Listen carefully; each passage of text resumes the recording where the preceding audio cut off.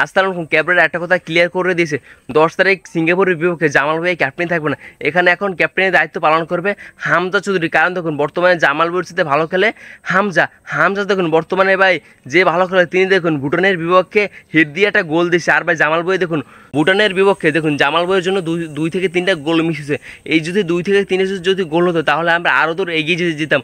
বর্তমানে আমাদের এই ফুটবলে ফিরছে জিদান মিয়া ভাই লা লিগায় খেলে এসেছে। তিনি ভাই বর্তমানে ভালো খেলে, তিনি আমাদের বাংলাদেশ স্কোর যদি যোগ দেয় তাহলে আমাদের স্কোরটা আরও শক্তি হয়ে যাবে।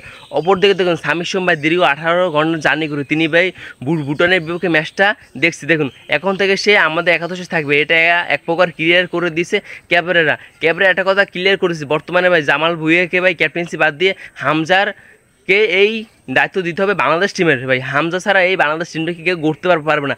হামজাই পারবে আমাদের একটা বিশ্বকাপ এনে দিতে। দেখুন বর্তমানে আমাদের এই ফুটবলে অনেক উন্নতি হচ্ছে হামজা চৌধুরী, তারপর ফাহমুদুল ইসলাম, তারপর সামির সময়ের কারণে। দেখুন আমাদের ভাই ফুটবল টিমটাকে একসময় কেউ চিনত না। এখন দেখুন ভুটানের বিপক্ষে যখন ম্যাচটা হয়েছিল তখন দেখুন হাজার হাজার দর্শক হচ্ছে ভাই হামজা এবং সামির সব, তারপর ফাহমুদুল ইসলামের কারণে।